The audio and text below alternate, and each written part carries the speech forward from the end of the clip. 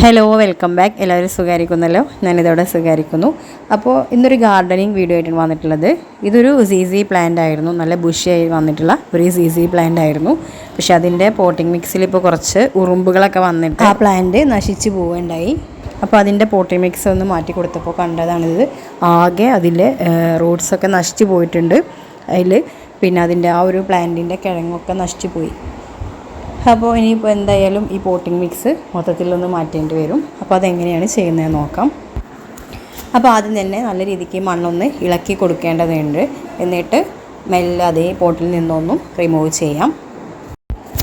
സീസി plant എപ്പോഴും നമ്മൾ ഒരു തണലുള്ള സൈഡിലാണല്ലോ വെക്കാറുള്ളത്. അപ്പോൾ അതേപോലെ തന്നെ ഞാനിത് സിറ്റ് ഔട്ടിലായിരുന്നു വെച്ചിട്ടുണ്ടായിരുന്നത്. അത്യാവശ്യം നല്ല സൺലൈറ്റ് കിട്ടുന്ന ഏരിയ ആയിരുന്നു. എന്ത് സംഭവിച്ചെന്ന് അറിയില്ല. ഇനിയിപ്പോൾ കുട്ടികളായിട്ട് വല്ല മിഠായിയുടെ തോടോ അങ്ങനെ എന്തെങ്കിലും അതിലിട്ടിട്ടുണ്ടായിരുന്നോ എന്നൊന്നും അറിയില്ല. എന്തായാലും നല്ല രീതിക്ക് ഉറുമ്പ് വന്ന് നശിപ്പിച്ചിട്ടുണ്ട്. അപ്പോൾ ഞാനിതാ ഈ പോട്ടിൽ നിന്നും റൂട്ട്സിനൊന്നും കംപ്ലൈൻറ്റ് വരാത്ത രീതിയിൽ ഇതൊന്ന് പ്ലാന്റ് അതിൽ നിന്ന് റിമൂവ് ചെയ്തിട്ടുണ്ട്.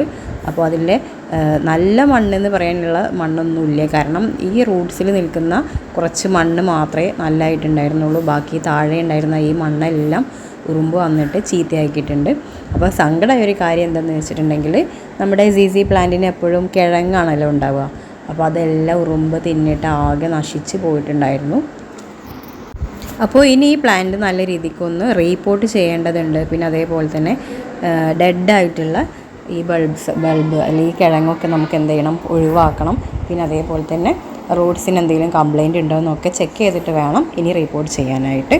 അപ്പോൾ അതെങ്ങനെയാണെന്ന് നോക്കാം. പക്ഷേ ഈ ഒരു റൂട്ട്സിൽ കണ്ടില്ലേ, പുതിയൊരു ബൾബ് ചെറുതായിട്ട് വന്നിട്ടുണ്ടായിരുന്നു. അപ്പോൾ അതിനി ഞാൻ ഇന്ന് കുറച്ച് മണിക്കൂറോളം സാഫിലിട്ടിട്ട് നാളെയാണ് ഇനി ആ ഒരു ബൾബ് അല്ലെങ്കിൽ ആ ഒരു കിഴങ്ങ് മാത്രം റിപ്പോർട്ട് ചെയ്യാം. ഇപ്പോൾ ദാ ഈ ഒരു പ്ലാന്റ് നിങ്ങൾക്ക് കാണുമ്പോൾ മനസ്സിലാവുന്നുണ്ടാവും. നല്ല രീതിക്ക് ബുഷിയായി വന്നിട്ടുള്ളൊരു പ്ലാന്റ് ആയിരുന്നു. അതിൽ പോട്ടി മിക്സിൽ ഞാൻ ചകിരി കൊടുത്തത് കൊണ്ട് തന്നെ നല്ല രീതിക്ക് റൂട്ട്സ് എല്ലാം വന്നിട്ടുണ്ടായിരുന്നു. പക്ഷേ ഈ റൂട്ട്സിൻ്റെ അടിഭാഗത്തുള്ള കിഴങ്ങിൽ എന്താ പറയുക, നല്ല രീതിക്കൊരു കുഴി പോലെ വന്നിട്ടുണ്ട്. ഇനിയിപ്പോൾ ദാ ഈ ഒരു അതിൻ്റെ ഇടയിലുള്ള വേറൊരു സീസി പ്ലാന്റ് ആണ്. അതിൻ്റെ കിഴങ്ങിന് വലിയ കുഴപ്പങ്ങളൊന്നും വന്നിട്ടില്ല. അപ്പോൾ ഇതാ ഓരോന്നായിട്ട് ഇങ്ങനെ റിമൂവ് ചെയ്യുകയാണ്. പിന്നെ ഇതിപ്പോൾ ഈ ഒരു വലിയ പ്ലാന്റ്, ഒരു മദർ പ്ലാന്റ് ആയിട്ട് തന്നെ ഇങ്ങനെ വെക്കുകയാണ് ചെയ്യുന്നത്. അപ്പോൾ ഈ ഒരു കിഴങ്ങിൻ്റെ ഉൾഭാഗത്തായിട്ടാണ് നിങ്ങൾക്ക് ഞാൻ വീഡിയോയിൽ കാണിച്ചു തരാം. ഒരു മുറിവ് പോലെ വന്നിട്ടുണ്ട്, കണ്ടോ? അവിടെയൊക്കെ ഉറുമ്പ് നല്ല രീതിക്ക് അറ്റാക്ക് ചെയ്തിട്ടുണ്ട്. അപ്പോൾ ഇനി ഇവിടെ നമുക്ക് എന്ത് ചെയ്യണം, കുറച്ച് സാഫ് പുരട്ടി കൊടുക്കേണ്ടതുണ്ട്. അതിന് ശേഷം വേണം നമുക്കിത് റിപ്പോർട്ടിങ് ചെയ്യാനായിട്ട്. ഇനിയിപ്പോൾ നിങ്ങൾ സാഫ് ഇല്ലയെന്നുണ്ടെങ്കിൽ വേറെ എന്തെങ്കിലും ഫംഗിസൈഡ് യൂസ് ആക്കിയാലും മതി. ഇനിയിപ്പോൾ അത് ആദ്യം തന്നെ പോട്ടിലോട്ട് കുറച്ച് കരിയിലയാണ് ചേർത്ത് കൊടുത്തിട്ടുള്ളത്. അതിന് ശേഷം നമ്മുടെ വീട്ടിലുണ്ടാക്കിയിട്ടുള്ള കമ്പോസ്റ്റ് കുറച്ച് ചേർത്ത് കൊടുത്തിട്ടുണ്ട്. പിന്നെ നമ്മുടെ കയ്യിലുള്ള പോട്ടിംഗ് സോയിലാണ് ഞാനിപ്പോൾ ഇവിടെ ചേർത്ത് കൊടുക്കുന്നത്. അപ്പോൾ ഞാനിത് കുറച്ച് പോട്ടിംഗ് മിക്സ് ആദ്യം എടുത്ത് വെച്ചിട്ടുണ്ടായിരുന്നു. അതുകൊണ്ട് തന്നെ നല്ല ഡ്രൈ ആയിട്ടുള്ള പോട്ടിംഗ് മിക്സാണ് ചേർത്ത് കൊടുക്കുന്നത്. ഇനി ലെയറായിട്ട് നമ്മളടുത്തത് കമ്പോസ്റ്റാണ് ചേർത്ത് കൊടുക്കുന്നത്.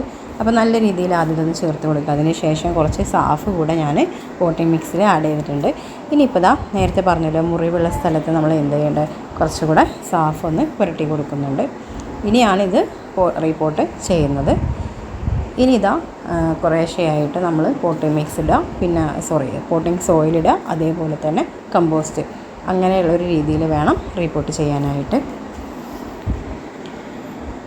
ഈ ഒരു പ്ലാന്റ് റിപ്പോർട്ട് ചെയ്യുമ്പോൾ തന്നെ ഞാൻ നേരത്തെ കാണിച്ചില്ല, വേറൊരു സീസി പ്ലാന്റ് കൂടെ ചെറുതുണ്ടായിരുന്നല്ലോ, അതുകൂടെ ഞാനിതിൽ ഈ ഒരു സെയിം പോട്ടിൽ തന്നെ സൈഡിലായിട്ട് റിപ്പോർട്ട് ചെയ്യുന്നുണ്ട്. അത് വീഡിയോ എടുത്തതായിരുന്നു, അത് ഡിലീറ്റ് ആയിപ്പോയി. അപ്പോൾ സെയിം ഇതിൻ്റെ സൈഡിലോട്ടായിട്ട് തന്നെ അത് ജസ്റ്റ് ഒന്ന് പ്ലാന്റ് ചെയ്യാണ് ചെയ്യുന്നത്. അപ്പോൾ ഇനി ഈ പ്ലാന്റ് ഒരാഴ്ച നമ്മൾ എന്ത് ചെയ്യുക, തണലുള്ള ഒരു സൈഡിലോട്ട് മാറ്റി വെക്കുക. അതിന് ശേഷം വേണം ഞാൻ ഇതേതായാലും ഒരാഴ്ചയ്ക്ക് ശേഷമേ ഇനി സിറ്റ് ഔട്ടിലോട്ട് മാറ്റി വെക്കുകയുള്ളൂ.